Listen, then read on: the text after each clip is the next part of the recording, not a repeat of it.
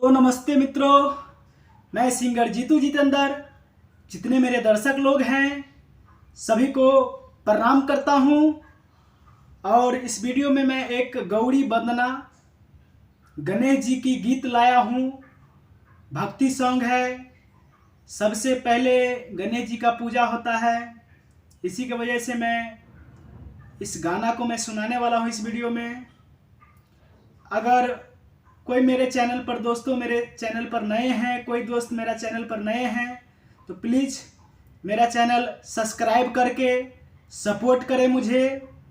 तो इसी के साथ दोस्तों ज़्यादा लंबा वीडियो नहीं बनाएंगे।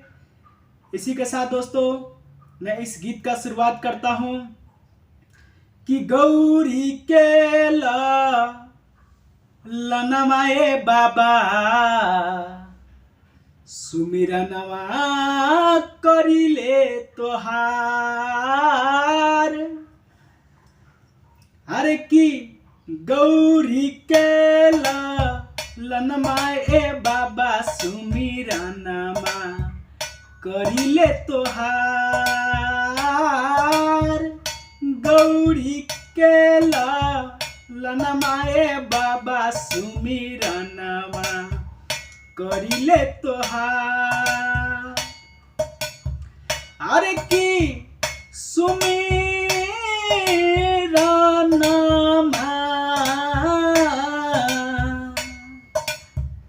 अरे की सुमिरनमा करिले तोहार। ए बाबा सुमिरनमा करिले तोहार।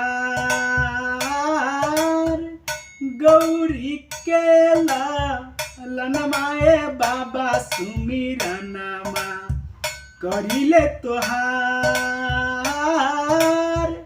गौरी के लनमाए बाबा सुमिरनमा करिले तोहार।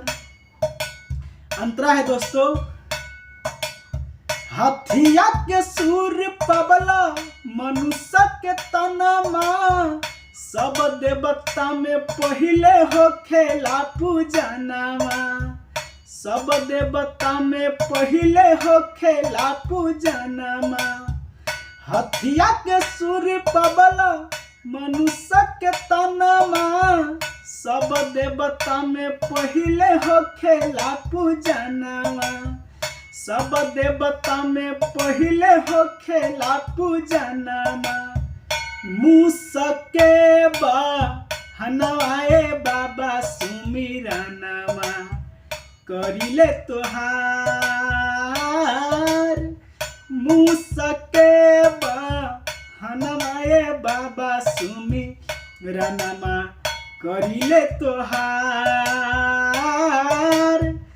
गौरी के लनमाए बाबा सुमिरनमा करिले तोहार।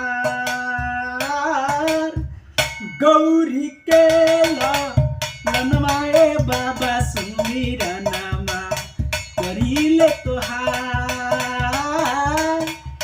गौरी के लनमाए बाबा सुमिरनमा करिले तोहार। दोस्तों इसी के साथ मैं सिंगर जीतू जितेंद्र सभी दर्शकों को प्रणाम करते हुए टाटा बाय।